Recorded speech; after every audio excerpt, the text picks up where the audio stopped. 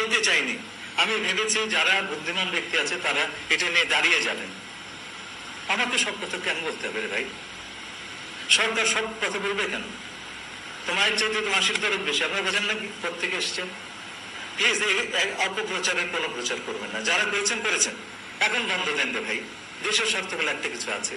করিডোরের প্রচারণে কিন্তু বাংলাদেশ থেকে ওঠে নাই, এইটা উঠেছে প্রতিবেশী দেশের একটি নিউজ পোর্টাল থেকে। আপনারা খোঁজ করে দেখবেন, আপনারা জানেন।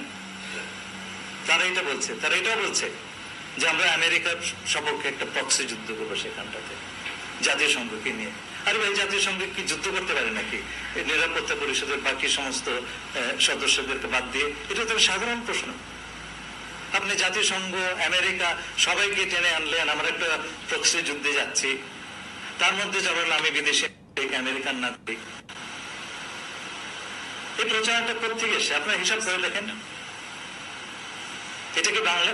আর যে আর এই আমি বলি, আজকে যদি একটা আমেরিকার পক্ষে প্রক্সি যুদ্ধ আরাকানে হয়, ক্ষতিগ্রস্ত হবে কে? এটা আমি আগেও বলেছি, প্রকাশ্যেই বলেছি, ক্ষতিগ্রস্ত হবে কে?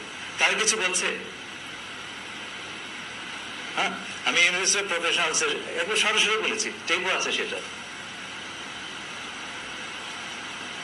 হ্যাঁ, তো ওখানে চায়নার সবচেয়ে বড় আপনার একটা অ্যাক্সেস টু ইন্ডিয়ান ওশান, তার তো এমনিতে অ্যাক্সেস নাই, আরাকানের ভেতর দিয়ে অ্যাক্সেস গেছে। ক্ষতি হবে তো তার আমেরিকা সেখানে গেলে, সে কিছু বলছে? ক্ষতি হবে বার্মার, তার একটা অংশ কেটে নেওয়া হচ্ছে, সে কিছু বলছে? তোমার চাইতে তো 80 দরদ বেশি, আপনারা বোঝেন নাকি? প্রত্যেকে এসছেন, প্লিজ অপপ্রচারের কোনো প্রচার করবেন না। যারা করেছেন করেছেন, এখন বন্ধ দেন রে ভাই। দেশের স্বার্থ বলে একটা কিছু আছে। আমি এগুলো বলতে চাইনি, আমি ভেবেছি যারা বুদ্ধিমান ব্যক্তি আছে তারা এটা নিয়ে দাঁড়িয়ে যাবেন। আমাকে সব কথা কেন বলতে হবে রে ভাই? সরকার সব কথা বলবে কেন? আমাদের তো এই কথাটা বলাটাও তো আমার জন্য সমীচীন নয়। কিন্তু সরকারের ভিতরে আমার ফরেন অফিসের সঙ্গে আমার I coordinate with foreign office on every issue. আর সেনাবাহিনীর সঙ্গে আমি খুব ক্লোজলি কাজ করি, খুব ক্লোজলি কাজ করি। দেখেন ভয়াবহ অবস্থা।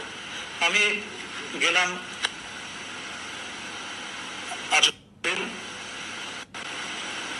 রোহিঙ্গা ক্যাম্পে, এর পরের সপ্তাহে কাতারে আপনার রোহিঙ্গা রাউন্ড টেবল, সেখানে আমি রোহিঙ্গাদের মনোভাবটা জানতে গেছিলাম।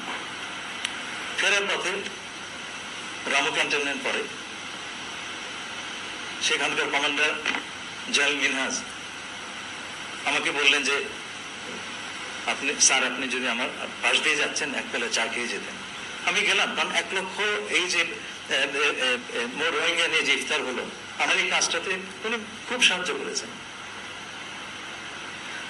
আমি ওনার সঙ্গে চা খেয়ে আধা ঘন্টা ছিলাম, বেরিয়ে গেছি। প্লেনে চড়ে বাড়িতে বসতে বসতে সেই পোর্টালে পেয়ে যে আমি নাকি তার সঙ্গে দেখা করতে গেছি এই প্রক্সি যুদ্ধের বন্দোবস্ত করার জন্য। কি অবস্থায় আছে আপনারা বোঝেন। কতগুলো চোখ আমাদেরকে প্রতিনিয়ত তাড়া করে, এই অবস্থাতে আমাদের কাজ করতে হয়।